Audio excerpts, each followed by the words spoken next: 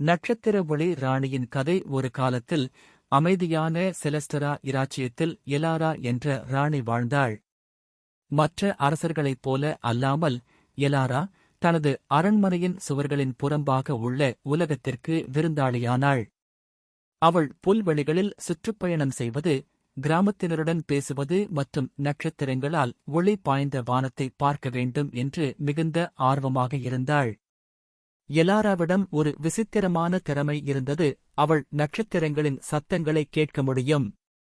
ஒவ்வொரு இரவும் உலகம் உறங்கும் போது அவள் அரண்மனையின் உயர்ந்த கோபுரத்தில் ஏறி வானத்தை நோக்கி கண்ணாடி போல் பார்த்தாள். நட்சத்திரங்கள் தங்கள் இரகசியங்களை பகிர்ந்து கொண்டு அவளுக்கு அறிவுரைகள் மற்றும் தொலைவிலுள்ள நாடுகளின் கதைகளை வழங்கின. ஒரு துன்பகரமான மாலை நட்சத்திரங்கள் அமைதியாகின.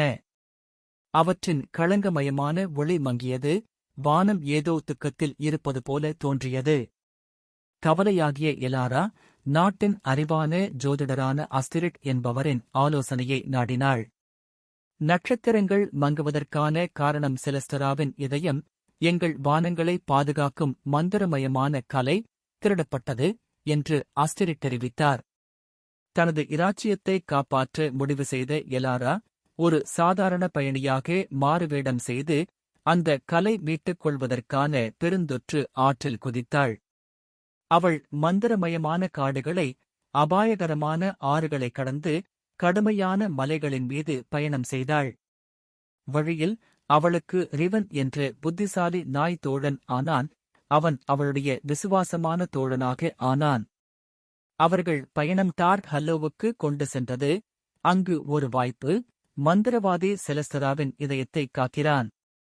தனது புத்தி மற்றும் துணிச்சலால் எலாரா மந்திரவாதியை களவாடி ரிவனின் உதவியுடன் கலை மீட்டாள். எலாரா செலஸ்டராவின் இதயத்தை அதன் உரிய இடத்திற்கு திருப்பிய போது நட்சத்திரங்கள் புதிய பிரகாசத்துடன் ஒளியூட்டின. இராச்சியம் பழையபடி போலவே ஒளிவிட்டது. கிராமத்தினர்கள் அவளுடைய வீரத்தை கொண்டாடினர் மற்றும் எலாரா நட்சத்திர ஒளி ராணியாக அறியப்பட்டாள். துணிச்சலுக்கும் கருணைக்கும் ஒரு ஒளி. அந்த நாளிலிருந்து நட்சத்திரங்கள் முந்தையதைப் போலவே உச்சரித்தன, ஏனெனில் அவை தனது மக்களுக்கு மற்றும் அவர்களது வானத்தின் ஒளிக்காக அனைத்தையும் ஆபத்துகளில் எடுத்துக்கொண்ட ராணியின் துணிச்சலுக்கு சாட்சி அளித்தன.